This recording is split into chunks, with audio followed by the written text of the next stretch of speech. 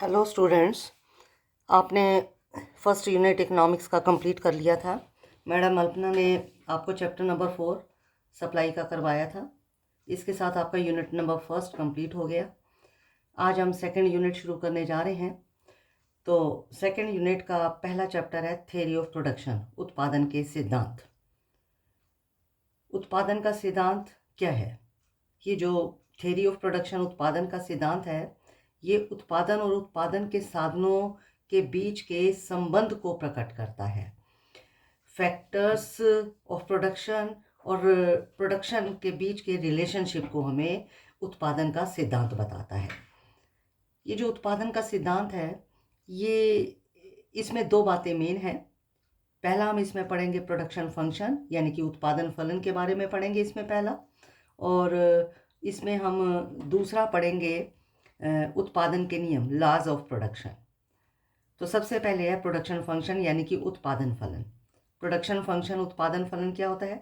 Production function production और factors of production की मात्रा के संबंधों को बताता है।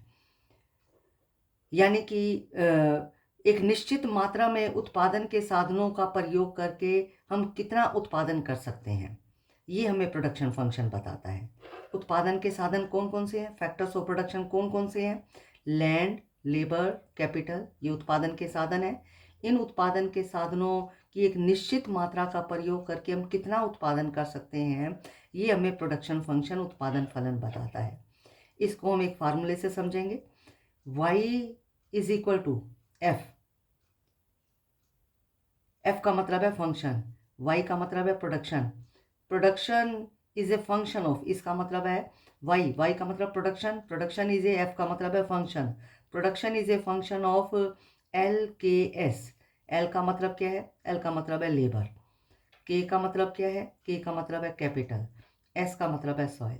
यानी कि वाई जिसको हमने प्रोडक्शन के नाम से जिसको हम जानते हैं, प्रोडक्शन किसके ऊपर डिपेंड करता है? प्रोडक्शन डिपेंड करता है कि हम कितनी मात्रा में लेबर लगा रहे हैं, कितनी मात्रा में कैपिटल।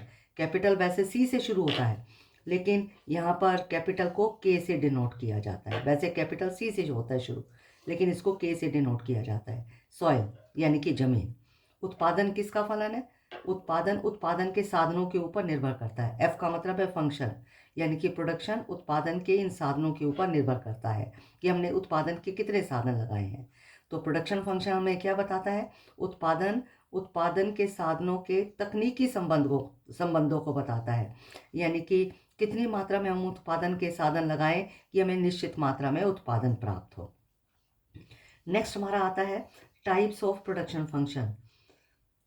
उत्पादन फलन कितने प्रकार का होता है? ये प्रोडक्शन फंक्शन 3 प्रकार का होता है। पहला है अनुपातों में परिवर्तन से उत्पादन फलन, production function due to change in factor proportion.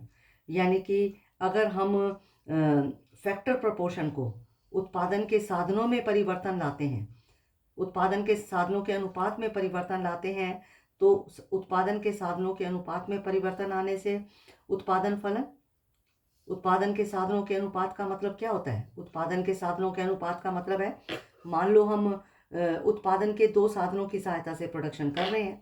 हम लैंड ले रहे हैं, लैंड हमारा फिक्स्ड फैक्टर है, और ये हमारा लैंड है और ये हमारी है लेबर। तो लैंड हमने 1 हेक्टेयर लगाई और वर्कर हमने 1 लगाया, और फिर लैंड तो हमारी 1 हेक्टेयर ही रहेगी, वर्कर बढ़ा दिया, लैंड 1 हेक्टेयर ही रहेगी, वर्कर बढ़ा दिया। तो ये उत्पादन साधन अनुपात है। तो अनुपात क्या हो गया? अनुपात पहले हो गया लैंड 1 हेक्टेयर, लेबर 1, यानी कि अनुपात हो गया 1:2, 1:1।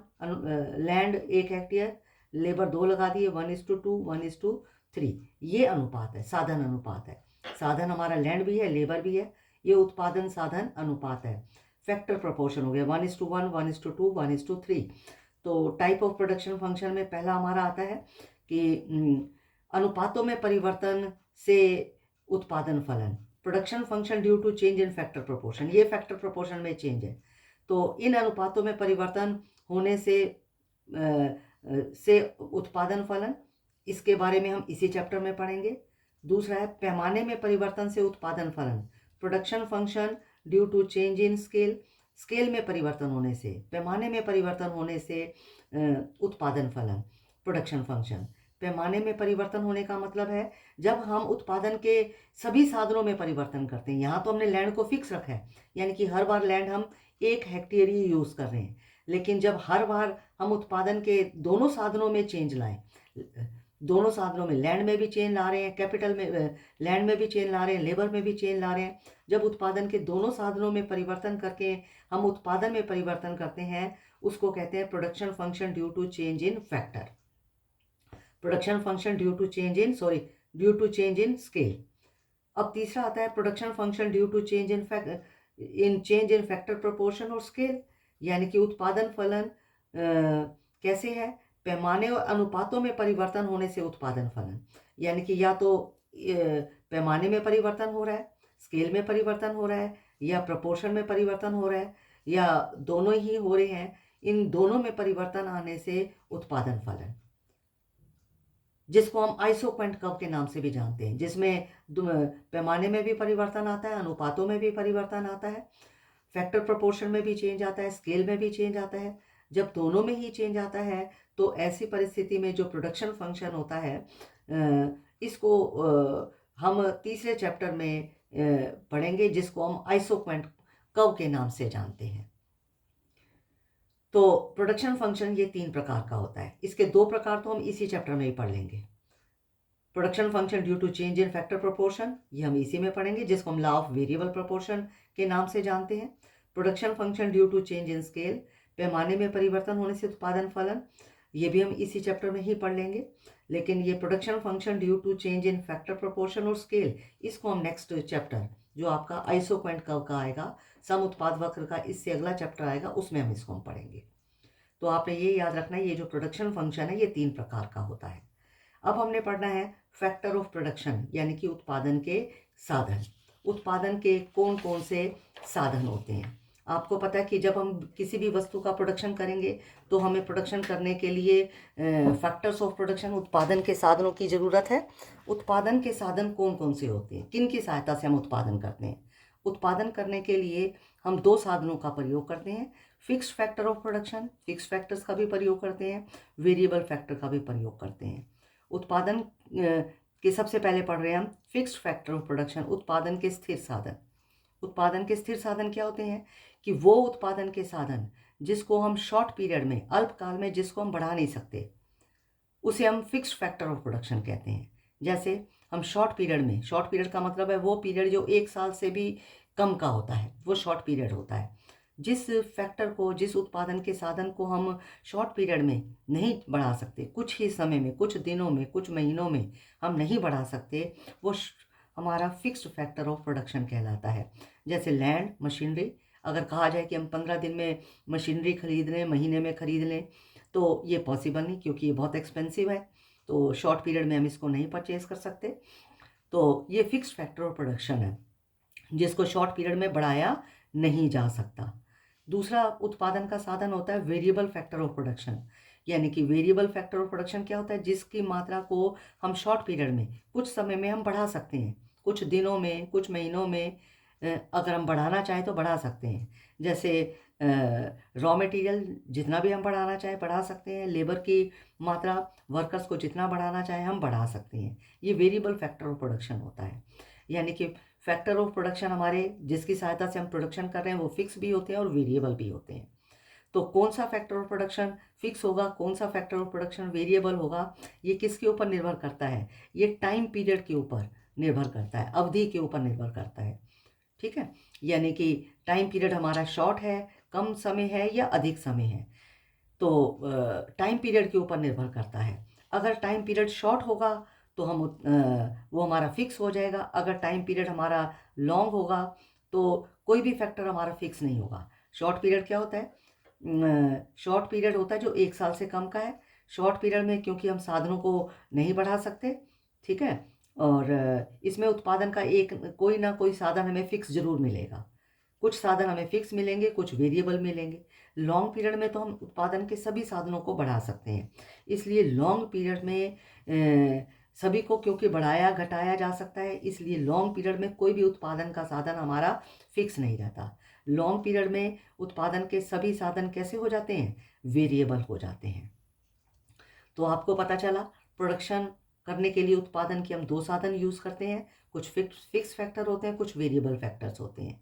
कौन सा फैक्टर फिक्स होगा, कौन सा वेरिएबल होगा, ये टाइम पीरियड के ऊपर डिपेंड करता है कि पीरियड हमारा शॉर्ट है या लॉन्ग है।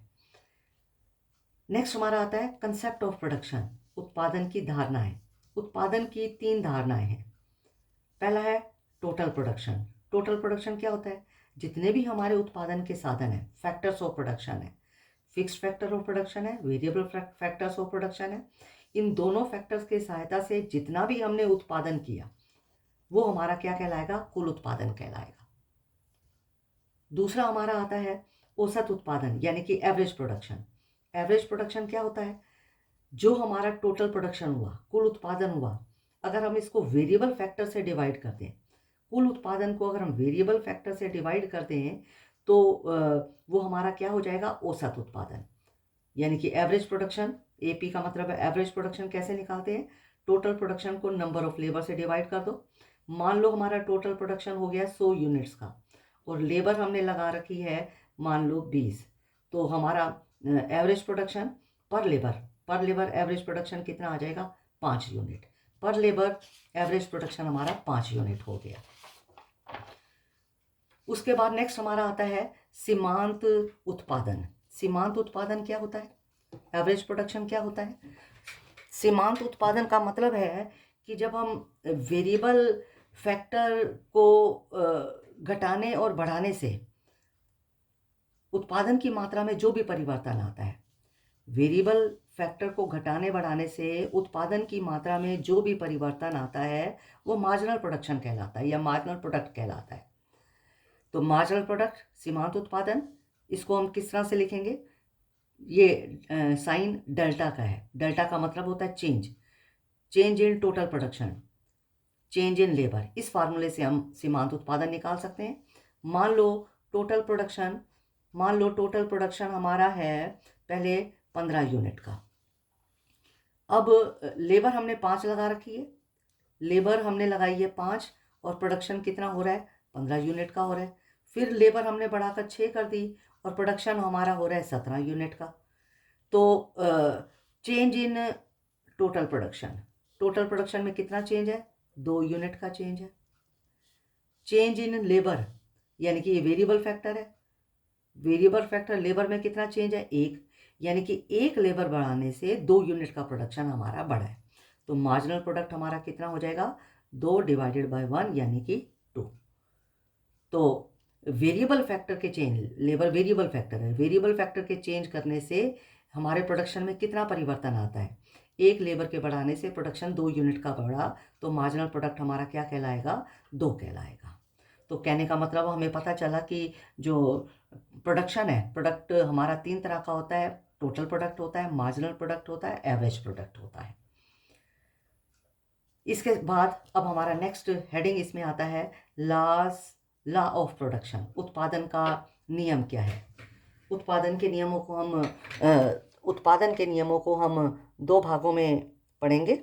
उत्पादन के पहला नियम है रिटर्न्स टू फैक्टर, साधन के प्रतिफल, रिटर्न्स टू स्केल, पैमाने के प्रतिफल। दोनों को हम इसी चैप्टर में पढ़ेंगे। उत्पादन के 2 नियम है, रिटर्न्स टू फैक्टर और रिटर्न्स टू स्केल, साधन के प्रतिफल और पैमाने के प्रतिफल।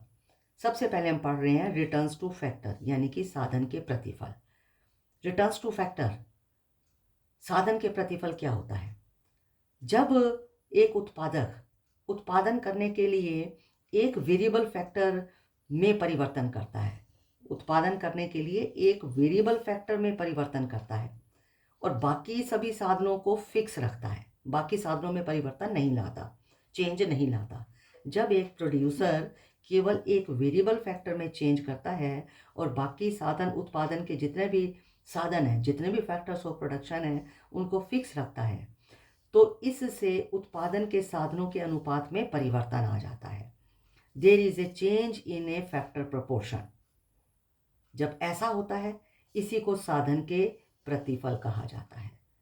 फैक्टर प्रोपोर्शन कैसे चेंज होता है, जैसे आपको मैंने पहले भी बताया कि मान लो लैंड ये हमारा फिक्स्ड फैक्टर है, लेबर हमारा वेरिएबल फैक्टर है, लैंड तो 1 हेक्टेयर है, 1 हेक्टेयर लैंड है, 1 वर्कर लगाया, लैंड 1 हेक्टेयर ही रही, 2 लेबर लगा दिए, लैंड 1 हेक्टेयर रही, 3 लेबर लगा दिए, लैंड 1 हेक्टेयर रही, 4 लेबर लगा दिए।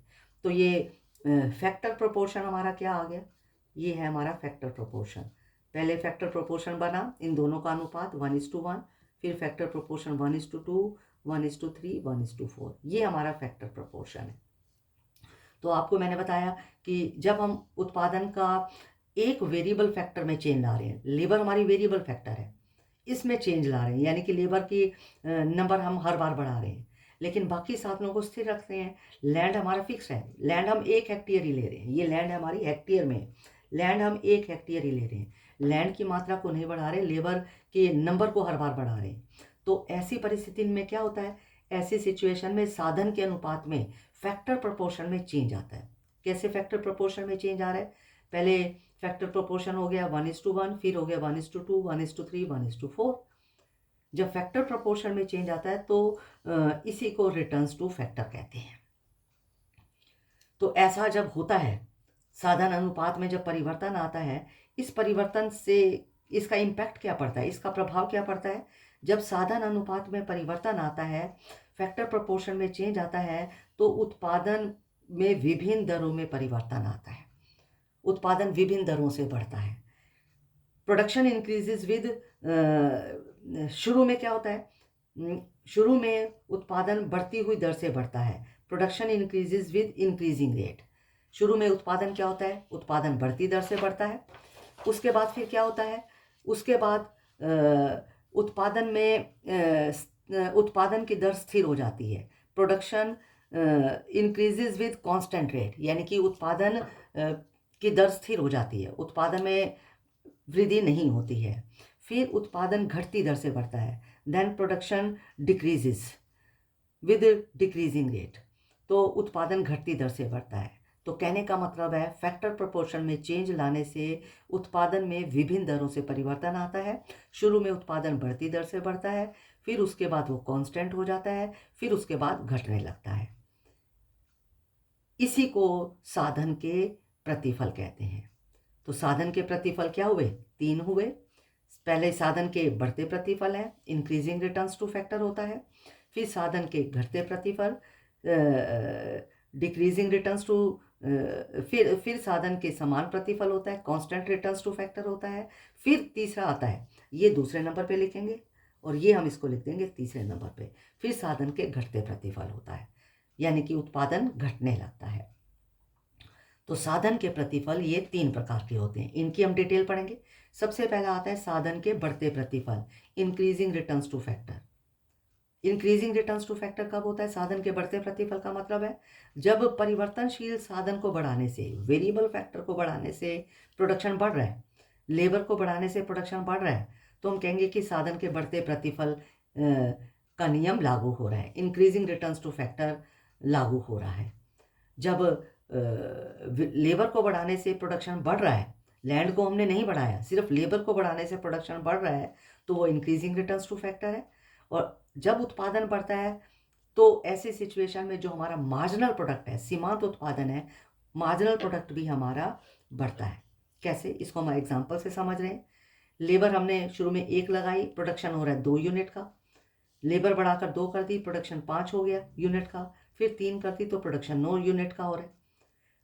तो कहने का मतलब है जब परिवर्तनशील साधनों की मात्रा को बढ़ाया जा रहा है, लेबर को बढ़ाया जा रहा है, लैंड नहीं बढ़ाई जा रही, परिवर्तनशील साधनों की मात्रा को बढ़ाया जा रहा है, तो प्रोडक्शन आपका बढ़ रहा है। पहले 2 है, 2 से 5 हो गया, 5 से 9 हो गया। तो हमारा सीमांत उत्पादन कितना है, मार्जिनल प्रोडक्ट कितना है, इससे हमारा मार्जिनल प्रोडक्ट भी बढ़ता है। जब टोटल प्रोडक्शन बढ़ रहा है तो मार्जिनल प्रोडक्ट भी बढ़ता है। तो मार्जिनल प्रोडक्ट क्या होगा, 2, शुरू में 2 है क्योंकि इससे पहले हमारे पास कोई यूनिट नहीं है, तो मार्जिनल प्रोडक्ट हम 2 ही लिखेंगे। फिर 2 के बाद 5 हो गया, तो मार्जिनल प्रोडक्ट क्या होता है, एक एडिशनल वर्कर लगाने से जो हमारे प्रोडक्शन में इंक्रीज हुआ है, वृद्धि हुई है, ये हमारा मार्जिनल प्रोडक्ट होता है। यानी कि प्रोडक्शन 2 से 5 हो गया, तो 3 यूनिट हमारा, एक एडिशनल वर्कर लगाने से 3 यूनिट हमारे बढ़े, तो मार्जिनल प्रोडक्ट हमारा हो गया 3। फिर एक एडिशनल वर्कर लगाने से हमारा प्रोडक्शन 5 से 9 हो गया, तो कितना हो गया, मार्जिनल प्रोडक्ट हमारा हो गया 4। ठीक है, तो क्या हुआ कि साधन के बढ़ते प्रतिफल क्या होते हैं, वेरिएबल फैक्टर में चेंज करने से, वेरिएबल फैक्टर को बढ़ाने से जो उत्पादन में वृद्धि होती है उसको साधन के बढ़ते प्रतिफल कहते हैं, इंक्रीजिंग रिटर्न्स टू फैक्टर कहते हैं। और जब साधन के बढ़ते प्रतिफल लागू होते हैं तो हमारा जो मार्जिनल प्रोडक्ट है वो भी बढ़ता है। उसके बाद आता है साधन के स्थिर प्रतिफल, constant returns two factor. Constant returns two factor में क्या होता है, जब हम वेरिएबल फैक्टर को बढ़ाते हैं, लेबर को बढ़ा रहे हैं, तो अगर लेबर को बढ़ाने से हमारा टोटल प्रोडक्शन बढ़ नहीं रहा तो हम कहेंगे साधन के स्थिर प्रतिफल का नियम लागू हो रहा है। और ऐसी सिचुएशन में जो हमारा मार्जिनल प्रोडक्ट है, मार्जिनल प्रोडक्ट भी हमारा स्थिर यानी कि ये ज़ीरो हो जाता है। कैसे? लेबर मान लो शुरू में हमने 5 लगाई, प्रोडक्शन हो रहा है 14, लेबर को बढ़ाकर 5 से हमने 6 कर दिया, प्रोडक्शन 15 हो गया, फिर 6 से 7 कर दिए तो प्रोडक्शन हमारा नहीं बढ़ रहा। एक लेबर और बढ़ाने से प्रोडक्शन हमारा नहीं बढ़ रहा, प्रोडक्शन उतना का उतना ही है। तो हमारा मार्जिनल प्रोडक्ट कितना हुआ, पहले मार्जिनल प्रोडक्ट कितना था, पहले 14 से 15 हुआ, तो ये हमारा मार्जिनल प्रोडक्ट हो गया 1 बढ़ा, यूनिट बढ़ा तो मार्जिनल प्रोडक्ट हो गया 1। वर्कर हमने एक और बढ़ा दिया तो हमारा प्रोडक्शन तो बढ़ा ही नहीं, पहले 6 पे भी 15 था, 7 पे भी 15 है, तो मार्जिनल प्रोडक्ट हमारा क्या हो गया, 0। जब ऐसी सिचुएशन आती है कि वर्कर बढ़ाने पर हमारा मार्जिनल प्रोडक्ट 0 हो रहा है और प्रोडक्शन हमारा कांस्टेंट हो गया है, मार्जिनल प्रोडक्ट 0 हो गया है, तो हम कहेंगे कि साधन के स्थिर प्रतिफल का constant returns two factor apply हो रहा है। तीसरा होता है साधन के घटते प्रतिफल यानी कि डिमिनिशिंग रिटर्न्स ऑफ फैक्टर्स।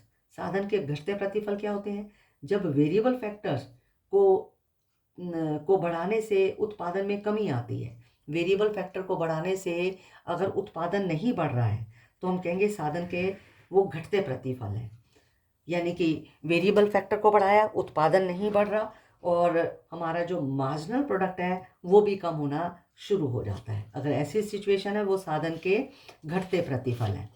किस तरह से साधन के घटते प्रतिफल होंगे, इसको हम एग्जाम्पल से समझेंगे किस तरह से साधन के घटते प्रतिफल होंगे।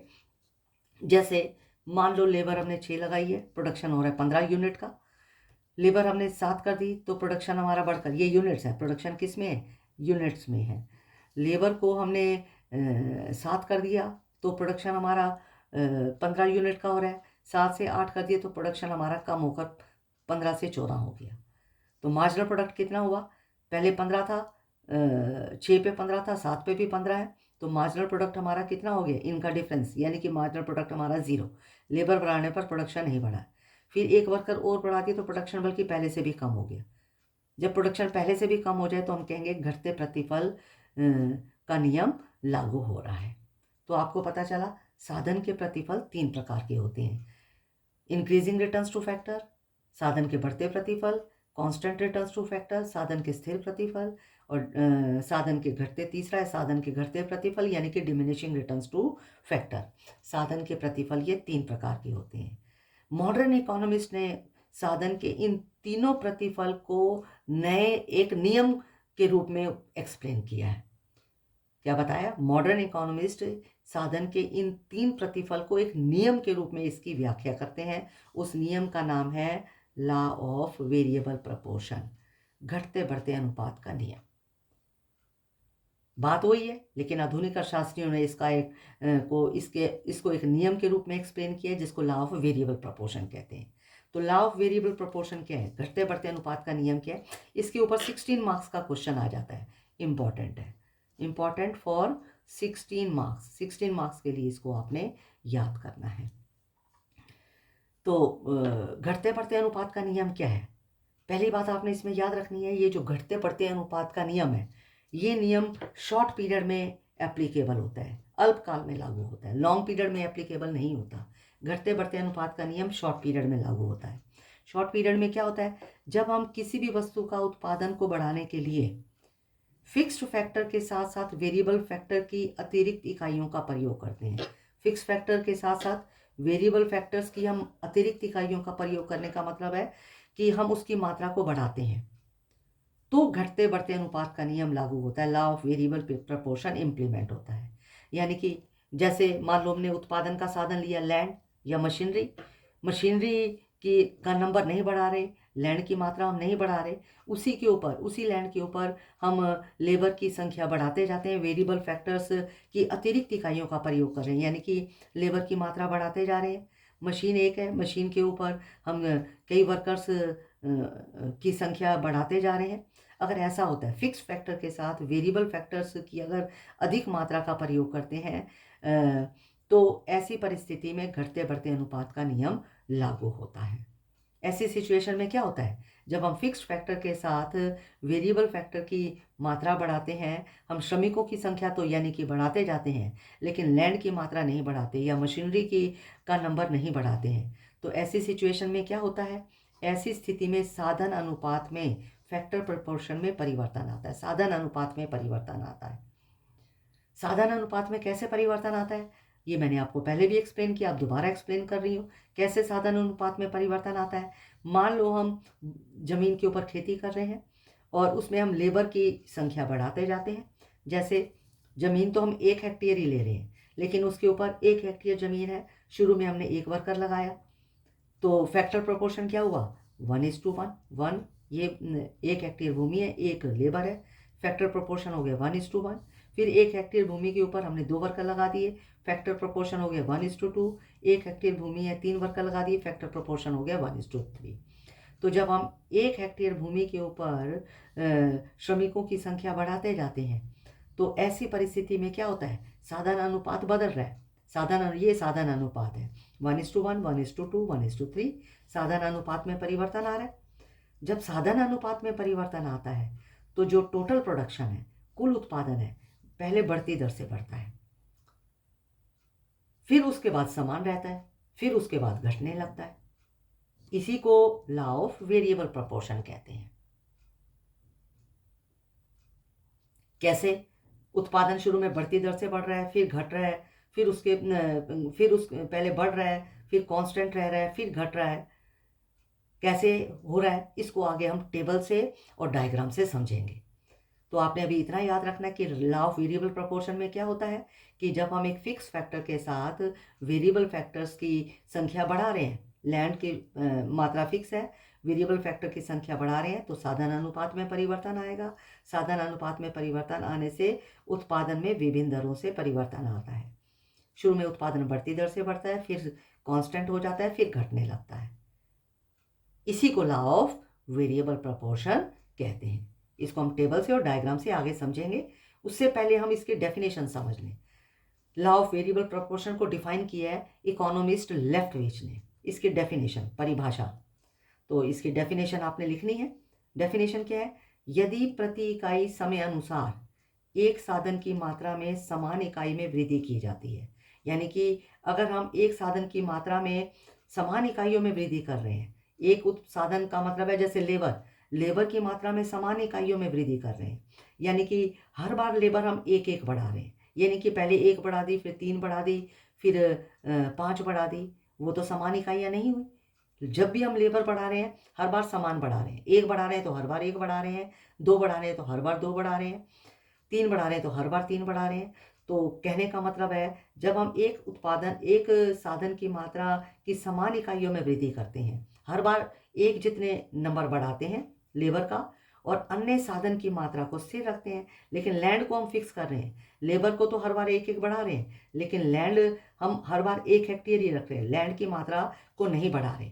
अगर ऐसा होता है तो कुल उत्पादन में वृद्धि होती है, टोटल प्रोडक्शन बढ़ता है। लेकिन ये टोटल प्रोडक्शन एक बिंदु तक बढ़ता है, एक पॉइंट तक टोटल प्रोडक्शन बढ़ता है, लेकिन एक बिंदु के बाद यह वृद्धि कम हो जाती है। एक पॉइंट के बाद टोटल प्रोडक्शन हमारा कम हो जाता है। ये डेफिनेशन लेफ्टविच ने दी है। तो लेफ्टविच ने ये जो डेफिनेशन दी है, इंग्लिश में है अब। Law of variable proportion states, law of variable proportion क्या कहता है, that if the output of one source is increased y equal increments, अगर हम एक उत्पादन के साधन को समान मात्रा में बढ़ाते हैं, एक उत्पादन के साधन को हम समान मात्रा में बढ़ाते हैं, जैसे लेबर हर बार 1-1 ही बढ़ा रहे हैं पर unit of time, while the input of other resource are held constant, लेकिन दूसरे इनपुट को, जैसे लैंड है, लैंड को हम कांस्टेंट रख रहे हैं, लैंड यानी कि लैंड की मात्रा को हम नहीं बढ़ा रहे हैं। तो क्या होता है, then total output will increase, total production बढ़ेगा, लेकिन ये टोटल प्रोडक्शन एक पॉइंट तक बढ़ेगा, बट बियॉन्ड सम पॉइंट, एक पॉइंट तक टोटल प्रोडक्शन बढ़ेगा, एक पॉइंट के बाद beyond some point the resulting output increases will become smaller. जो आउटपुट इंक्रीज हो रहा है वो क्या होता जाएगा, कम होता जाएगा। यानी कि लेबर को बढ़ाने से, लेबर बढ़ा रहे हैं, लैंड को फिक्स रख रहे हैं, तो उत्पादन एक सीमा तक बढ़ेगा, एक सीमा के बाद उत्पादन कम होना शुरू हो जाता है। ये डेफिनेशन लेफ्ट फिश ने दी है, ये डेफिनेशन आपने लिखनी है। डेफिनेशन लिखने के बाद ये जो लॉ ऑफ वेरिएबल प्रोपोर्शन है, ये किन अजम्पशंस के ऊपर बेस्ड है, किन मान्यताओं के ऊपर आधारित है। हर नियम कुछ मान्यताओं के ऊपर आधारित होता है। मान्यताएं, एजम्पशंस क्या होती हैं, कंडीशंस होती हैं, शर्तें होती हैं। अगर वो शर्तें पूरी होंगी, अगर वो कंडीशन पूरी होगी तो नियम लागू होगा, और अगर वो कंडीशन पूरी नहीं होती है तो वो नियम लागू नहीं होता है। तो मान्यताओं को मानना पड़ता है, कंडीशंस को मानना पड़ता है, और सारी कंडीशन ठीक नहीं भी होती, सारी एजम्पशंस ठीक नहीं भी होती, लेकिन मान्यताओं को मानना पड़ता है। तो लॉ ऑफ वेरिएबल प्रोपोर्शन किन एजम्पशंस के ऊपर बेस्ड है, ये एजम्पशंस हमें याद करनी है। लॉ ऑफ वेरिएबल प्रोपोर्शन की पहली एजम्पशन है, उत्पादन का एक साधन परिवर्तनशील, यानी कि एक उत्पादन का साधन वेरिएबल होगा, जैसे यहाँ पर लेबर वेरिएबल है, बाकी साधन फिक्स, लैंड हमारी फिक्स है, इसमें एक वेरिएबल होगा और बाकी सभी साधन फिक्स होंगे। इस अजम्पशन के ऊपर law of variable proportion based है।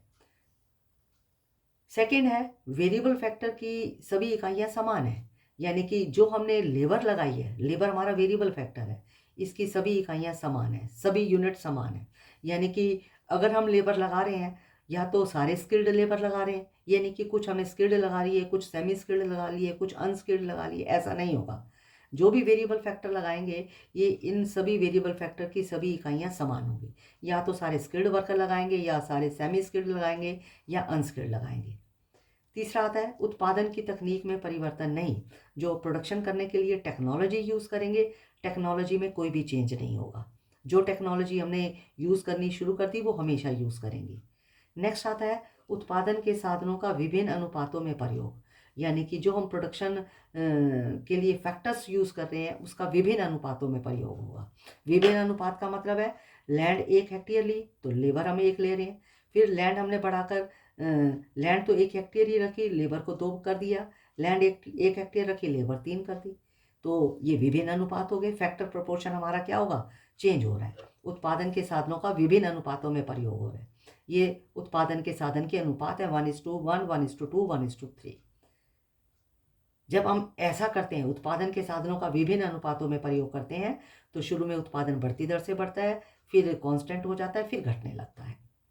इन अजम्पशंस के ऊपर law of variable proportion based है। अब हम इस नियम की व्याख्या करेंगे, एक्सप्लेनेशन करेंगे। तो एक्सप्लेन कैसे करेंगे, एक्सप्लेन करने से पहले आपको मैं ये बात टेबल से समझा रही हूँ। लॉ ऑफ वेरिएबल प्रोपोर्शन को टेबल से मैं आपको बता रही हूँ। पहले हम टेबल बनाएंगे, डायग्राम बनाएंगे, फिर उसके बाद हम इसको एक्सप्लेन करेंगे। ये लॉ ऑफ वेरिएबल प्रोपोर्शन की 3 स्टेजेस हैं, 3 stages of production. Law of variable proportion की ये 3 स्टेजेस हैं। 3 स्टेजेस क्या बता रही हैं, हमने उत्पादन का एक साधन लिया, मशीनरी ली, ये हमारा फिक्स्ड फैक्टर है, इसको हम नहीं बढ़ा रहे। मशीनरी हमारी देखो हर बार एक ही है, एक मशीनरी है। ये हमारा वेरिएबल फैक्टर है, लेबर, लेबर की नंबर को बढ़ा रहे हैं, 1 2 3 4 5 6 7 8। आपको मैंने बताया कि लेबर का जो जो हमारा वेरिएबल फैक्टर है उसको हम समान मात्रा में बढ़ाएंगे। ये नहीं कि पहले हमने 2 लेबर बढ़ा दी, फिर 5 लेबर बढ़ा दी, फिर 7 बढ़ा दी। हर बार लेबर समान अनुपात में बढ़ाएंगे, यानी कि हमने हर बार लेबर एक ही बढ़ाई है, 1 से 2, 2 से 3, 3 से 4, 4 से 5, एक फिक्स प्रोपोर्शन में हमने लेबर को बढ़ाया है। जब हम एक फिक्स फैक्टर के साथ लेबर की संख्या को बढ़ा रहे हैं, यानी कि मशीनरी तो एक ही रख रहे हैं लेकिन लेबर की संख्या को बढ़ा रहे हैं, तो ऐसी सिचुएशन में टोटल प्रोडक्शन हमें कितना मिल रहा है। टोटल प्रोडक्शन मान लो पहले हमें 2 मिल रहा है, फिर 2 से बढ़कर 5 हो गया, यानी कि 1 लेबर बढ़ाने से 5 हो गया, 1 लेबर और बढ़ाने से प्रोडक्शन 9 हो गया, फिर उसके बाद ये 12 हो गया, फिर 5 वर्कर लगाए, फिर 14 हो गया, फिर 15 हो गया, 6 वर्कर लगाए, 7 वर्कर लगाए तो फिर 15 हो गया, 8वां वर्कर लगाया तो 14 हो गया। यानी कि टोटल प्रोडक्शन हमारा क्या हो रहा है, टोटल प्रोडक्शन शुरू में बढ़ती दर से बढ़ रहा है। लॉ ऑफ वेरिएबल प्रोपोर्शन में यही बताया था कि शुरू में उत्पादन बढ़ती दर से बढ़ता है, यानी कि एक लेबर लगाई तो दो यूनिट का प्रोडक्शन हो रहा है, एक से दो लेबर कर दी तो 3, यानी कि 3 यूनिट हमारे बढ़ गए। और फिर एक लेबर और लगा दी 5 से 9, यानी कि 4 यूनिट हमारे बढ़ गए। ठीक है, और फिर एक लेबर और लगा दी, फिर 9 से 12, यानी कि कुल उत्पादन बढ़ तो रहा है, टोटल प्रोडक्शन बढ़ तो रहा है, लेकिन यहाँ पर थोड़ा सा घट गया है, यानी कि बढ़ती दर से नहीं बढ़ा, थोड़ा सा कम हो गया है। पहले 3 यूनिट बढ़े, फिर 4 यूनिट बढ़े, अब सिर्फ 3 यूनिट ही बढ़ रहे हैं। तो शुरू में उत्पादन हमारा बढ़ती दर से बढ़ रहा है। ठीक है, जब शुरू में उत्पादन हमारा बढ़ती दर से बढ़ रहा है तो ऐसी सिचुएशन में हमारा मार्जिनल प्रोडक्ट भी बढ़ता है। मार्जिनल प्रोडक्ट क्या होता है कि जो हमने पहले एक वर्कर लगाया, टोटल प्रोडक्शन ये है, 2 वर्कर पे हमारा 5 है। मार्जिनल प्रोडक्ट क्या होता है, जो टोटल प्रोडक्शन में चेंज आता है उसको मार्जिनल प्रोडक्ट कहा जाता है। तो मार्जिनल प्रोडक्ट शुरू में टोटल प्रोडक्ट 2 है तो इसको 2 ही लिखेंगे, क्योंकि इससे पहले हमारे यूनिट नहीं है। मार्जिनल प्रोडक्ट क्या होता है, एक एडिशनल वर्कर लगाने पर जो प्रोडक्शन में चेंज आया है, एक लेबर और लगाने पर जो प्रोडक्शन में चेंज आया है, वो मार्जिनल प्रोडक्ट है। तो एक वर्कर और लगाने पर प्रोडक्शन में कितना चेंज हुआ, 2 से 5 हो गया, तो मार्जिनल प्रोडक्ट हमारा हो गया 3। क्योंकि इससे पहले एक वर्कर से पहले हमारे पास कोई वर्कर नहीं है, तो मार्जिनल प्रोडक्ट पहले वो 2 ही लिखेंगे। तो एक वर्कर और लगाने पर हमारा कितना हो गया, 5 हो गया, यानी कि 3 बढ़ा। ठीक है, यहाँ पर हमारा मार्जिनल प्रोडक्ट हो गया 3। एक वर्कर और लगाने से 9 बढ़ा, 5 और 9 का डिफरेंस हो गया 4। एक वर्कर और लगाने से प्रोडक्शन हमारा 3 बढ़ा, तो ये कितना हो जाएगा, 4 के बाद ये हमारा हो जाएगा 3। ठीक है, तो शुरू में कुल उत्पादन हमारा बढ़ रहा है, कुल उत्पादन हमारा बढ़ रहा है, टोटल प्रोडक्शन बढ़ रहा है, तो मार्जिनल प्रोडक्ट भी बढ़ रहा है। यहाँ तक बढ़ रहा है, टोटल प्रोडक्शन थोड़ा कम हो गया तो यहाँ मार्जिनल प्रोडक्ट भी थोड़ा कम हो गया। फिर उसके बाद टोटल प्रोडक्शन फिर बढ़ रहा है, 12 से 14 हो गया, एक वर्कर और लगाया, 14 हो गया, फिर 15 हो गया, 15 हो गया। मार्जिनल प्रोडक्ट अब उसके बाद, क्योंकि टोटल प्रोडक्शन तो बढ़ रहा है, एक स्टेज तक टोटल प्रोडक्शन बढ़ता है, उसके बाद टोटल प्रोडक्शन कम होना शुरू हो जाता है। तो 12 से 14 हुआ, यानी कि सिर्फ अब यहाँ 2 ही बढ़ा। पहले 3 यूनिट बढ़ रहा था, 4 यूनिट बढ़ रहा था, फिर 3 बढ़ा, अब सिर्फ 2 ही यूनिट बढ़ रहा है। एक वर्कर और लगाने से 2 ही यूनिट बढ़ रहा है, फिर एक वर्कर और लगाने से 14 से 15 हुआ, 1 ही यूनिट बढ़ रहा है, फिर एक वर्कर और लगाने से नहीं बढ़ रहा, उतना ही प्रोडक्शन रहता है। फिर यानी कि एक सिचुएशन ऐसी आती है कि कुल उत्पादन बढ़ तो रहा है, लेकिन अब कुल उत्पादन में वृद्धि जो हो रही है ये घटती हुई दर से हो रही है, और घटते हुए कुल उत्पादन क्या हो गया, कांस्टेंट हो गया। यानी कि हर बार अब जब 6 से 7 वर्कर लगा दिए तो टोटल प्रोडक्शन हमारा बढ़ा ही नहीं, कुल उत्पादन बढ़ते हुए क्या हो गया है, कुल उत्पादन बढ़ते हुए कांस्टेंट हो गया, स्थिर हो गया, कुल उत्पादन बढ़ ही नहीं रहा है। ठीक है, तो अगर हम मार्जिनल प्रोडक्ट देखें तो मार्जिनल प्रोडक्ट हमारा कैसे हो रहा है, मार्जिनल प्रोडक्ट 14, पहले 4 वर्कर लगाए तो 12 था, 5 वर्कर लगाए तो 14 हुआ, तो मार्जिनल प्रोडक्ट क्या हुआ, एक एडिशनल वर्कर लगाने पर मार्जिनल प्रोडक्ट हमारा कितना बढ़ा, यानी कि उत्पादन कितना बढ़ा, 12 से 14 हुआ, तो मार्जिनल प्रोडक्ट हमारा हो गया 2। एडिशनल वर्कर लगाने पर जो यूनिट में वृद्धि हुई है ये मार्जिनल प्रोडक्ट हो गया, 12 से 14 हुआ तो मार्जिनल प्रोडक्ट हमारा हो गया 2। एक एडिशनल वर्कर लगाने से उत्पादन कितना बढ़ा, 14 से सिर्फ 15 हुआ, तो मार्जिनल प्रोडक्ट हो गया हमारा 1। फिर एक एडिशनल वर्कर लगाने से प्रोडक्शन बढ़ा ही नहीं, मार्जिनल प्रोडक्ट हो गया 0। तो कहने का मतलब है शुरू में टोटल प्रोडक्शन बढ़ती दर से बढ़ रहा है, फिर उसके बाद घटती दर से बढ़ना शुरू हो गया, घटती दर से बढ़ते बढ़ते ये कांस्टेंट हो गया। फिर उसके बाद क्या हुआ, एक वर्कर और लगाया तो प्रोडक्शन पहले से भी कम हो गया, यानी कि मैक्सिमम प्रोडक्शन 15 है। अब 7 से जब हमने वर्कर 8 लगाए तो प्रोडक्शन हमारा 15 से कम होकर 14 हो गया, और मार्जिनल प्रोडक्ट हमारा क्या आ गया, नेगेटिव आ गया। 15 माइनस ये 15 है, अब ये 14 हो गया, यानी कि 14 हो गया, तो यानी कि ये हमारा -1 हो गया, पहले से भी कम हो गया। तो मार्जिनल प्रोडक्ट हमारा क्या हो गया, नेगेटिव हो गया। तो शुरू में उत्पादन बढ़ती दर से बढ़ रहा है, फिर घटती दर से बढ़ रहा है लेकिन घटती दर से बढ़ रहा है, घटती दर से बढ़ते बढ़ते कांस्टेंट हो गया, यानी कि 15 हो गया, और फिर उसके बाद पहले से भी कम हो गया, और भी कम हो गया। और मार्जिनल प्रोडक्ट शुरू में बढ़ रहा है, 2 से 3 हुआ, 3 से 4 हुआ, क्योंकि उत्पादन हमारा पहले से थोड़ा कम हो गया तो मार्जिनल प्रोडक्ट भी कम हो गया। दूसरी स्टेज में क्या हुआ कि सीमांत उत्पादन हमारा कम होता जा रहा है, मार्जिनल प्रोडक्ट 2 से 1 से 0 हो गया, मार्जिनल प्रोडक्ट कम होकर दूसरी स्टेज में 0 हो जाता है, और तीसरी स्टेज में तो मार्जिनल प्रोडक्ट आपका नेगेटिव हो जाता है। तो ये 3 स्टेजेस हैं, लॉ ऑफ वेरिएबल प्रोपोर्शन की 3 स्टेजेस हैं। अगर हम एवरेज प्रोडक्ट को देखें तो एवरेज प्रोडक्ट हमारा शुरू में, क्योंकि मार्जिनल प्रोडक्ट बढ़ रहा है, उत्पादन बढ़ रहा है, मार्जिनल प्रोडक्ट बढ़ रहा है, एवरेज प्रोडक्ट पहली स्टेज में बढ़ता है। एवरेज प्रोडक्ट क्या होता है? एवरेज प्रोडक्ट कैसे निकालते हैं? इस टोटल प्रोडक्ट को नंबर ऑफ लेबर से डिवाइड कर दो, 2 को 1 से डिवाइड कर दो 2, 5 को 2 से डिवाइड कर दो 2.5, 9 को 3 से डिवाइड किया 3, 12 को 4 से डिवाइड किया 3, 14 को 5 से डिवाइड कर दो 2.8, 15 को 6 से किया 2.5, 15 को 7 से किया 2.1, 16 को 8 से किया 1.7। ये आपका एवरेज प्रोडक्ट है। यानी कि एवरेज प्रोडक्ट हमने कैसे निकाला? जितना प्रोडक्शन है, आपको मैंने एवरेज प्रोडक्ट का पीछे फार्मूला भी बताया था। एवरेज प्रोडक्ट कैसे निकालते हैं? टोटल प्रोडक्शन को नंबर ऑफ लेबर से डिवाइड कर दो तो एवरेज प्रोडक्ट आ जाता है। तो एवरेज प्रोडक्ट अगर हम देखें तो एवरेज प्रोडक्ट हमारा शुरू में बढ़ती दर से बढ़ रहा है। यानी कि शुरू में 2 है, फिर 2.5 हुआ, फिर 3 हुआ, फिर उसके बाद 3 ही रहा। शुरू में एवरेज प्रोडक्ट बढ़ती दर से बढ़ रहा है, बढ़ती दर से बढ़ते बढ़ते कांस्टेंट हो गया है, ये मैक्सिमम है। फिर सेकेंड स्टेज में एवरेज प्रोडक्ट हमारा कम होना शुरू हो जाता है। यानी कि 3 से कम होकर 2.8 हो गया, 2.5 हो गया, 2.1 हो गया। यानी कि सेकेंड स्टेज में एवरेज प्रोडक्ट हमारा पहले से गिरने लग गया है। पहली स्टेज में एवरेज प्रोडक्ट बढ़ते बढ़ते मैक्सिमम हो गया, दूसरी स्टेज में एवरेज प्रोडक्ट हमारा कम होना शुरू हो गया है, और तीसरी स्टेज में एवरेज प्रोडक्ट और गिर जाता है। तो एवरेज प्रोडक्ट हमारा हमेशा पॉजिटिव रहेगा, ये कभी नेगेटिव नहीं होगा। मार्जिनल प्रोडक्ट तो हमारा नेगेटिव हो सकता है, लेकिन एवरेज प्रोडक्ट कभी भी नेगेटिव नहीं होगा। तो लॉ ऑफ वेरिएबल प्रोपोर्शन की ये मैंने आपको 3 स्टेजेस एक्सप्लेन की हैं। तो ये आपने टेबल इस तरह से बनानी है। अब ये जो टेबल बनाई है इसको हम डायग्राम से रिप्रेजेंट करेंगे। तो टेबल को हम डायग्राम से रिप्रेजेंट कर रहे हैं। यहाँ पर देखो, यहाँ पर हमने एक्स एक्सिस, ये हमारा एक्स एक्सिस है, ये एक्स एक्सिस है, और ये वाई एक्सिस है। 2 डायग्राम बनेंगे, एक साथ बनेंगे, एक डायग्राम के नीचे दूसरा डायग्राम बनेगा। ये नहीं कि एक डायग्राम यहाँ बना दिया, दूसरा डायग्राम दूसरे पेज पे बना दिया या अलग से बना दिया। एक डायग्राम के नीचे ही दूसरा डायग्राम बनेगा, क्योंकि इन दोनों का आपस में रिलेशन है। तो एक्स एक्सिस पर नंबर ऑफ लेबर ले रहे हैं, यानी कि यहाँ भी नंबर ऑफ लेबर है, एक बार में लिख दिया number of labour. Y axis पर पहले डायग्राम में हम लेंगे टोटल प्रोडक्शन, और दूसरे डायग्राम में हम लेंगे एवरेज प्रोडक्ट और मार्जिनल प्रोडक्ट। जो आपने टेबल बनाई है इसको हम इस डायग्राम में रिप्रेजेंट करेंगे। यहाँ पर हमने टोटल प्रोडक्शन को रिप्रेजेंट करना है, यहाँ एवरेज प्रोडक्ट और मार्जिनल प्रोडक्ट को रिप्रेजेंट करना है। किस तरह से करेंगे? देखो, यहाँ पर जब एक वर्कर लगाया तो टोटल प्रोडक्शन कितना है? 2 है।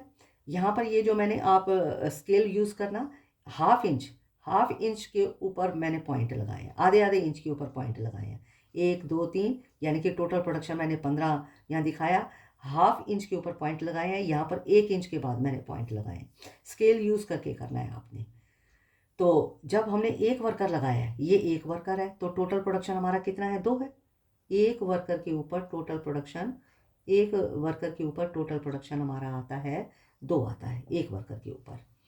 उसके बाद हमने वर्कर जब 2 लगाए तो टोटल प्रोडक्शन हमारा कितना है? ये वर्कर 2 हो गए, टोटल प्रोडक्शन हमारा कितना है? 5। तो ये हमारा हो गया 5, और 2 वर्कर लगाए तो टोटल प्रोडक्शन हमारा हो गया 5। उसके बाद 3 वर्कर लगाए तो टोटल प्रोडक्शन हमारा कितना हो गया? 9। ये आपका हो गया 9, और 3 लेबर लगाई तो टोटल प्रोडक्शन हमारा हो गया 9। उसके बाद 4 लेबर लगाई तो टोटल प्रोडक्शन हमारा हो गया 12। ये 4 लेबर लगाई है, टोटल प्रोडक्शन हमारा हो गया 12। 4 लेबर पर टोटल प्रोडक्शन हमारा 12 हो गया है। 4 लेबर के बाद नेक्स्ट 5 लेबर लगाई तो टोटल प्रोडक्शन हमारा 14 हो गया, ये 14 है। जब हमने 5 लेबर लगाई है,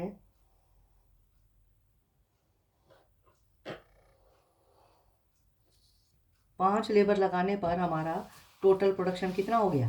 5 लेबर लगाई है तो टोटल प्रोडक्शन हमारा 14 हो गया। 5 के बाद जब हमने 6 लेबर लगाई है तो टोटल प्रोडक्शन 15 हो गया, ये 15 है।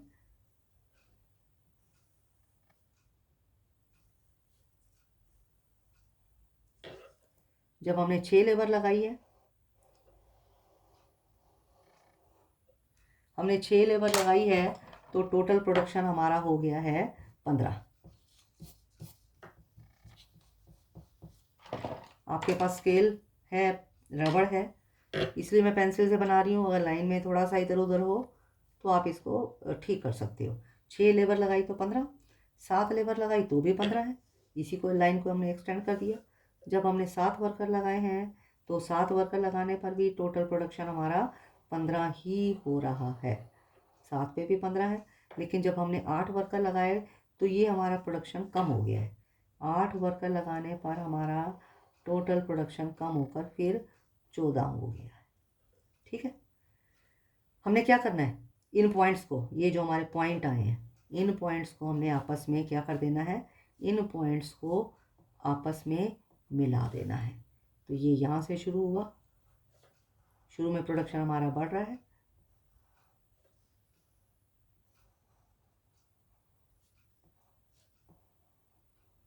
ये आपका आ गया टोटल प्रोडक्शन। ठीक है, ये हमारा क्या हो गया है, ये हमारा हो गया है टोटल प्रोडक्शन। टोटल प्रोडक्शन को हमने रिप्रेजेंट कर दिया। अब टोटल प्रोडक्शन के बाद हमें रिप्रेजेंट करना है एवरेज प्रोडक्ट और मार्जिनल प्रोडक्ट।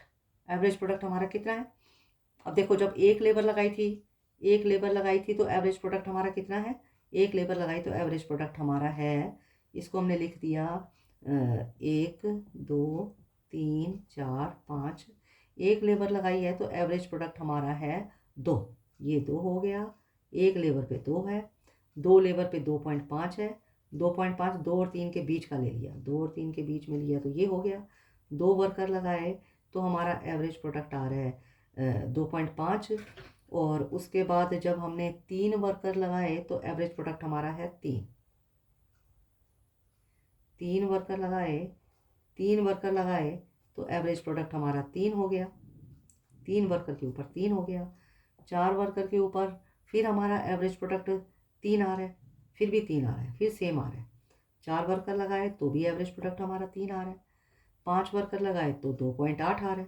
2.8 का मतलब है 3 से थोड़ा, ये 3 है, ये 5 वर्कर लगाए, 5 वर्कर लगाए तो 3 से थोड़ा सा नीचे कर लेना है। 3 से थोड़ा सा नीचे कर लिया, ये हमने अंदाजे से, ये 2.8 हो गया। और 6 वर्कर लगाए तो 2.5 है, 2.5, ये हमारी 2.5 वाली लाइन थी। इसी को हमने, ये 2.5 वाली लाइन को हमने आगे एक्सटेंड कर दिया।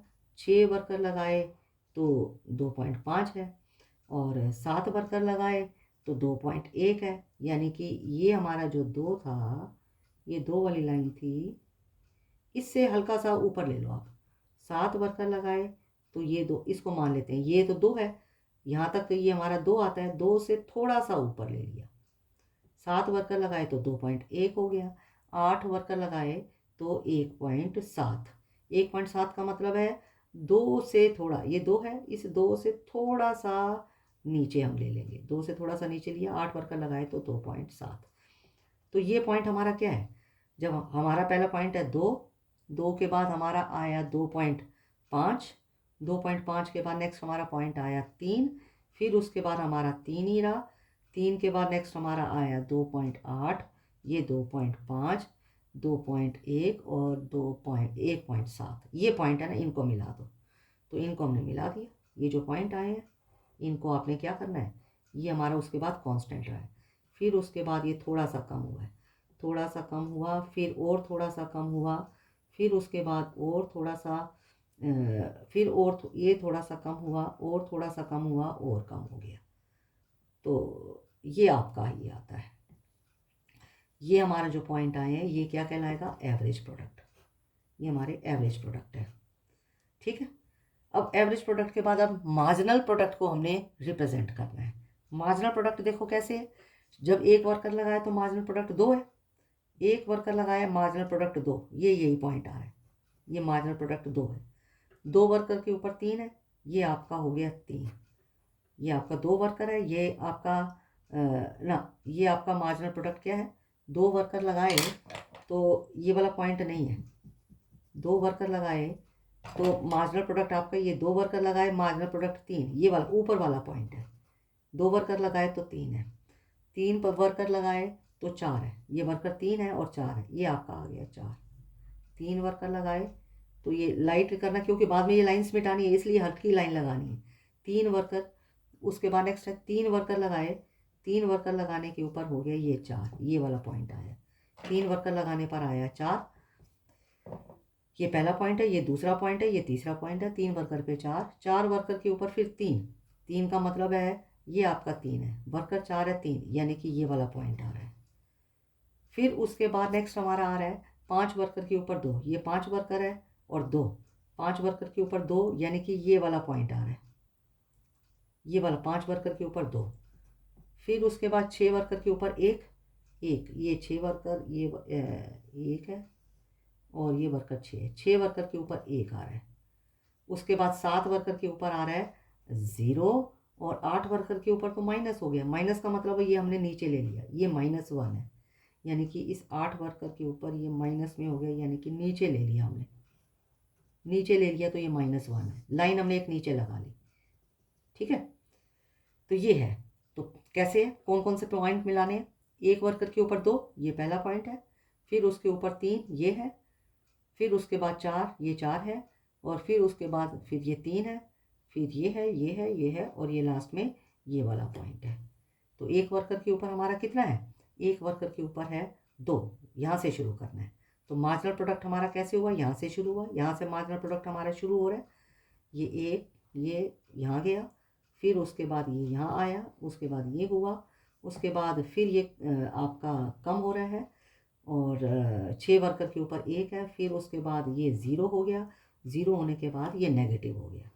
तो ये आपका आ रहा है मार्जिनल प्रोडक्ट। अब हमने क्या करना है, अब हमने जो एक्स्ट्रा लाइन है उनको मिटाना है, लेकिन एक्स्ट्रा लाइन को मिटाने से पहले ये जो एक्स्ट्रा लाइन है इनको हमने मिटाना है। ये मिटा दो एक्स्ट्रा लाइन, हमें ये नहीं चाहिए, इसलिए लाइट पेंसिल यूज़ करके आपने बनाना है डायग्राम, इसको मिटा देना है, ठीक है। अब देखो ये बाकी लाइन में अभी मिटाऊंगी, और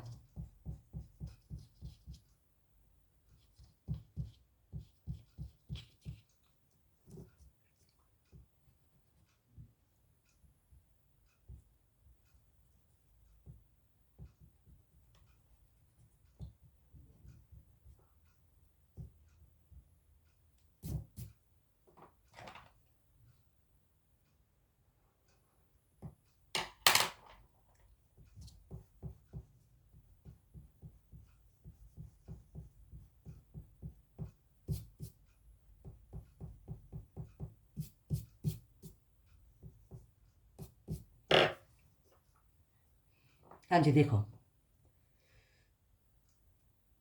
ये जो डायग्राम मैंने आपको ऊपर बताया है,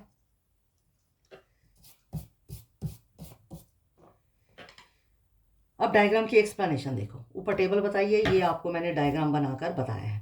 इसकी एक्सप्लेनेशन अगर हम देखें तो हमें क्या पता चल रहा है,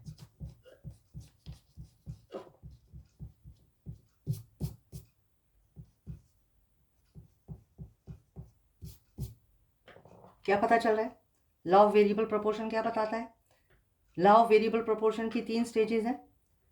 3 स्टेजेस में क्या पता है कि जब हम एक फिक्स फैक्टर के साथ, मशीनरी फिक्स फैक्टर है, उसके साथ श्रमिकों की संख्या एक निश्चित मात्रा में बढ़ाते हैं, हर बार एक ही लेबर बढ़ा रहे हैं, तो टोटल प्रोडक्शन हमारा शुरू में बढ़ती हुई दर से बढ़ रहा है।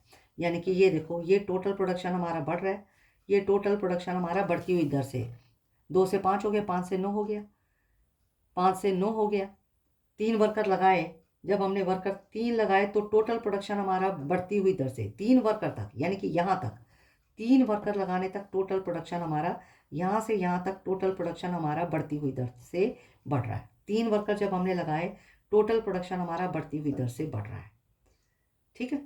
उसके बाद टोटल प्रोडक्शन 9 से ये 3 बढ़ा, ये 4, अगली बार 4 बढ़ा। टोटल प्रोडक्शन बढ़ तो रहा है, लेकिन बढ़ने की दर थोड़ी कम हो गई है, क्योंकि यहाँ 4, 1 वर्कर लगाने पर 4 प्रोडक्शन बढ़ा है, 4 यूनिट बढ़े, लेकिन चौथा वर्कर लगाने पर यहाँ 3 ही यूनिट बढ़े, तो टोटल प्रोडक्शन के बढ़ने की दर अब कम हो गई है। पहले बढ़ती दर से, यहाँ तक बढ़ती दर से बढ़ रहा है, 3 वर्कर तक ये बढ़ती दर से बढ़ रहा है, फिर बढ़ तो रहा है लेकिन बढ़ने की दर कम हो गई है, ठीक है। अब एवरेज प्रोडक्ट और मार्जिनल प्रोडक्ट की अगर हम बात करें, ये आपका मार्जिनल प्रोडक्ट है। एवरेज प्रोडक्ट और मार्जिनल प्रोडक्ट की अगर हम बात करते हैं तो एवरेज प्रोडक्ट भी हमारा बढ़ रहा है, 2 से 2.5 हो गया, फिर 3 हो गया, बढ़ते बढ़ते ये मैक्सिमम हो गया, ये आपका है एवरेज प्रोडक्ट। ठीक है, तो जब एक वर्कर लगाया था तो एवरेज प्रोडक्ट हमारा, एक वर्कर लगाया था तो एवरेज प्रोडक्ट कितना था, 2 था। यानी कि ये एवरेज प्रोडक्ट हमारा यहाँ से शुरू हो रहा है। एवरेज प्रोडक्ट हमारा बढ़ गया, ये देखो बढ़ रहा है, ये यहाँ पर बढ़ता जा रहा है। बढ़ते बढ़ते ये कितना हो गया, पहली स्टेज में बढ़ते बढ़ते मैक्सिमम हो गया। ठीक है, बढ़ते बढ़ते 2, 2 से 5, 2.5, 2.5 से 3, फिर 3, यानी कि ये 3 है, फिर भी उसके बाद भी 3 रहता है, यानी कि यहाँ तक ही रहता है। एवरेज प्रोडक्ट आपका यहाँ तक बढ़ता है, 4 वर्कर तक बढ़ता है। ठीक है, और मार्जिनल प्रोडक्ट देखें, मार्जिनल प्रोडक्ट भी, ये मार्जिनल प्रोडक्ट है, ये लाइन मार्जिनल प्रोडक्ट की है, मार्जिनल प्रोडक्ट भी बढ़ रहा है। ये बढ़ते बढ़ते यहाँ तक मैक्सिमम हो गया, फिर उसके बाद गिरना शुरू हुआ है, यहाँ मैक्सिमम हुआ है। तो कहने का मतलब है कि पहली स्टेज में टोटल प्रोडक्शन शुरू में बढ़ती दर से बढ़ रहा है, मार्जिनल प्रोडक्ट भी बढ़ती दर से बढ़ रहा है, लेकिन उसके बाद इसके मार्जिनल प्रोडक्ट के बढ़ने फिर थोड़ा सा कम होना शुरू हुआ है, और टोटल प्रोडक्ट आपका बढ़ रहा है, लेकिन ये बढ़ने की दर इसकी कम हो गई है। तो पहली स्टेज कहाँ कंप्लीट होती है, पहली स्टेज वहाँ कंप्लीट होती है जहाँ पर आपका एवरेज प्रोडक्ट और मार्जिनल प्रोडक्ट दोनों बराबर हो जाता है। एवरेज प्रोडक्ट, ये लाइन आपकी एवरेज प्रोडक्ट की है, ये लाइन ऊपर वाली आपकी मार्जिनल प्रोडक्ट की है, ये दोनों इक्वल कहाँ है, यहाँ इक्वल है। जहाँ पर यानी कि नीचे 4 वर्कर है, जहाँ 4 वर्कर लगाए हैं यहाँ पर एवरेज प्रोडक्ट और मार्जिनल प्रोडक्ट दोनों बराबर हो जाता है, और वहाँ पर आपकी पहली स्टेज, वहाँ पर आपकी जो है पहली स्टेज कंप्लीट हो जाती है। ठीक है, वहाँ आपकी ये पहली स्टेज कंप्लीट हो जाती है। तो ये आपकी पहली स्टेज है जहाँ पर टोटल प्रोडक्शन बढ़ रहा है, बढ़ती दर से बढ़ रहा है, बढ़ते बढ़ते मैक्सिमम हो गया। टोटल प्रोडक्शन बढ़ रहा है, बढ़ती दर से बढ़ रहा है, और फिर उसके बाद बढ़ तो रहा है, लेकिन बढ़ने की दर कम हो गई है। ठीक है, यहाँ पर बढ़ती दर से बढ़ रहा है, फिर बढ़ने की दर कम हो गई है। और पहली स्टेज कहाँ कंप्लीट होती है, जहाँ पर एवरेज प्रोडक्शन और मार्जिनल प्रोडक्शन जहाँ पर दोनों बराबर हो जाते हैं। जब वर्कर 4 लगाए हैं, 4 वर्कर लगाए हैं, एवरेज प्रोडक्ट मार्जिनल प्रोडक्ट दोनों बराबर हो गए, यहाँ पहली स्टेज हमारी कंप्लीट हो जाती है। तो इसको हम लिख देंगे, ये हमारी है फर्स्ट स्टेज। ये लाइन भी मिटा दें, ये हमारी है फर्स्ट स्टेज। अब ये हमें लाइनों की ज़रूरत नहीं है, इसलिए हम इन लाइनों को मिटा रहे हैं।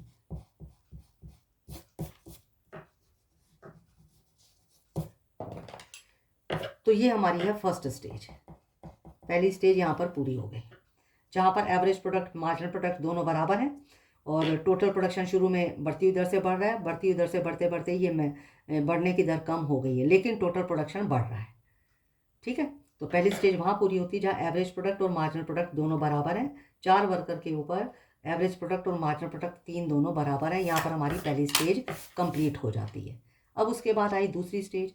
दूसरी स्टेज में क्या हो रहा है, दूसरी स्टेज में एवरेज प्रोडक्शन, टोटल प्रोडक्शन तो हमारा बढ़ ही रहा है। ये देखो टोटल प्रोडक्शन हमारा बढ़ रहा है, 12 से हो गया 14। टोटल प्रोडक्शन बढ़ते बढ़ते क्या हो जाता है, ये बढ़ रहा है, टोटल प्रोडक्शन बढ़ रहा है, बढ़ते बढ़ते मैक्सिमम हो गया, यानी कि ये यहाँ पर 15 ही रहा।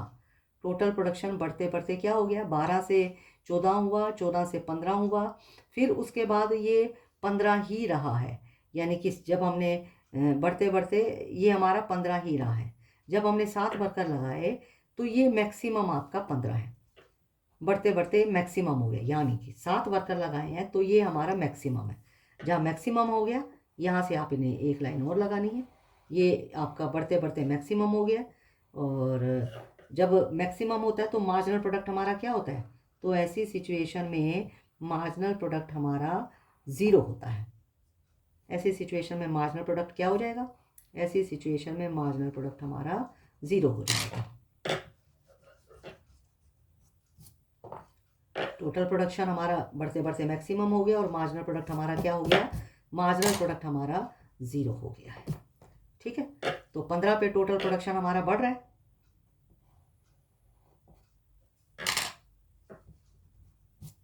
और मार्जिनल प्रोडक्ट हमारा क्या हो गया है, 0 हो गया है। यानी कि जब हमने 6 वर्कर लगाए, टोटल प्रोडक्शन 6 वर्कर लगाए, टोटल प्रोडक्शन 15 है।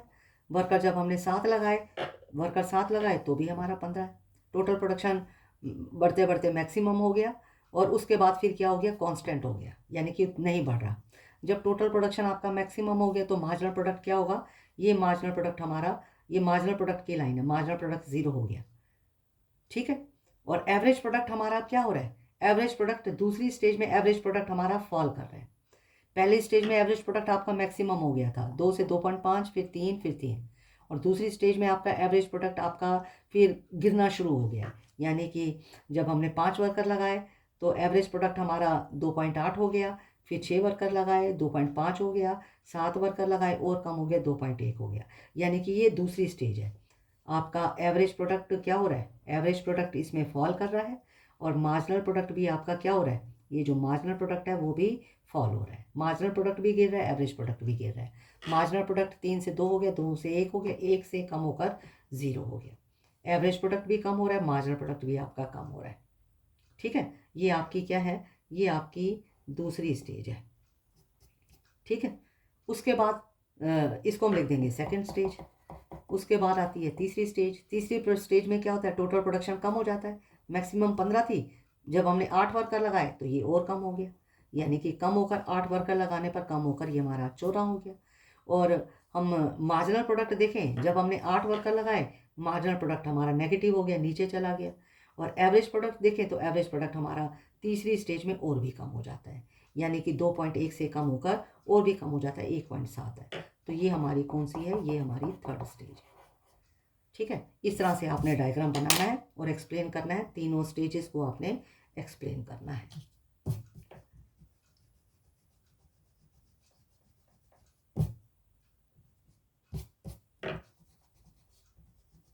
तो इसके साथ ये डायग्राम हमारा कंप्लीट हुआ। इस डायग्राम से हमें क्या पता चल रहा है, इस डायग्राम से हमें ये पता चल रहा है कि शुरू में प्रोडक्शन बढ़ती हुई दर से बढ़ रहा है, फिर उसके बाद बढ़ने की दर कम हो गई है, और जब प्रोडक्शन बढ़ रहा है तो मार्जिनल प्रोडक्ट भी आपका बढ़ रहा है, 2 से 3, 3 से 4 हो गया। और आखिर में पहली स्टेज में फिर ये, क्योंकि टोटल प्रोडक्शन थोड़ा कम हो गया तो मार्जिनल प्रोडक्ट भी थोड़ा सा कम हो गया। लेकिन पहली स्टेज में इसको आपने फिर एक्सप्लेन करना है। ये जो मैंने डायग्राम बनाया है, फिर इस डायग्राम को एक्सप्लेन करना है। कैसे एक्सप्लेन करेंगे, कैसे एक्सप्लेन करेंगे कि मार्जिनल प्रोडक्ट आपका कम होना शुरू में बढ़ रहा है, बढ़ते बढ़ते ये थोड़ा कम हो गया, और जो एवरेज प्रोडक्ट है पहली स्टेज में बढ़ ही रहा है। जैसे जैसे नंबर ऑफ वर्कर बढ़ा रहे हैं तो हमारा एवरेज प्रोडक्ट बढ़ रहा है, 2 से 2.5, 2.5 से 3, 3 से 3 ही रहा। यानी कि फर्स्ट स्टेज में टोटल प्रोडक्शन बढ़ रहा है, और फर्स्ट स्टेज वहाँ कंप्लीट होती है जहाँ एवरेज प्रोडक्ट और मार्जिनल प्रोडक्ट दोनों बराबर हो जाती हैं। सेकेंड स्टेज में क्या होता है, टोटल प्रोडक्शन बढ़ रहा है लेकिन बढ़ने की दर इसकी कम हो गई है। ये सेकेंड स्टेज आई, बढ़ रहा है लेकिन बढ़ने की दर कम हो गई है, 12 से 14 हुआ, 14 से 15 हुआ, फिर 15, और बढ़ने की दर कम हो गई है, और बढ़ते बढ़ते ये कांस्टेंट हो गया है। यहाँ पर 15 ही रहा, कांस्टेंट हो गई है। जहाँ तक मार्जिनल प्रोडक्ट की बात है, मार्जिनल प्रोडक्ट हमारा गिरना शुरू हो गया, 3 से 2 हो गया, 2 से 1 हो गया, 1 से 0 हो गया। मार्जिनल प्रोडक्ट दूसरी स्टेज में कम 0 हो जाता है, और एवरेज प्रोडक्ट गिरना शुरू हो जाता है। मैक्सिमम 3 था पहली स्टेज में, फिर उसके बाद 2.8 हो गया, फिर 2.5 हो गया, फिर 2.1 हो गया। दूसरी स्टेज में तो एवरेज प्रोडक्ट गिर ही रहा है। तो दूसरी स्टेज वहाँ कंप्लीट होती है जहाँ मार्जिनल प्रोडक्ट 0 हो जाता है, और टोटल प्रोडक्ट आपका कांस्टेंट हो जाता है, 15 से 15 ही रहा, बढ़ा नहीं। वर्कर बढ़ा दी लेकिन टोटल प्रोडक्ट आपका नहीं बढ़ा, तो दूसरी स्टेज वहाँ कंप्लीट होती है। और तीसरी स्टेज में क्या होता है, टोटल प्रोडक्शन, वर्कर हमने 7 से 8 कर दिए, वर्कर बढ़ा दिए लेकिन टोटल प्रोडक्शन हमारा और भी कम हो गया। अपन पहले 15 था, 15 भी नहीं रहा, 7 वर्कर पे 15 था, 8 वर्कर पे तो 14 ही हो गए, और कम हो गया। इसलिए मार्जिनल प्रोडक्ट आपका नेगेटिव हो गया, 0 से -1 पे आ गया, ठीक है। तो ये हमारा 14 माइनस 15 हो गया, 14 माइनस 15 की तो -1 आ गया, ठीक है। और एवरेज प्रोडक्ट आपका और कम हो गया। तो तीसरी स्टेज में आपका मार्जिनल प्रोडक्ट नेगेटिव हो जाता है, टोटल प्रोडक्शन पहले से भी कम हो जाता है वर्कर बढ़ाने पर, बल्कि नुकसान हो गया। 7 से 8 वर्कर बढ़ाए तो हमारा नुकसान हो गया, यानी कि 1 यूनिट कम प्रोड्यूस हुआ है, और एवरेज प्रोडक्ट हमारा और कम हो गया। तो मार्जिनल प्रोडक्ट तीसरी स्टेज में नेगेटिव हो गया है, टोटल प्रोडक्ट आपका पहले से भी कम हो गया है, लेकिन जो एवरेज प्रोडक्ट है ये कभी भी नेगेटिव नहीं होता, इसको याद रखना, ये हमेशा पॉजिटिव रहता है।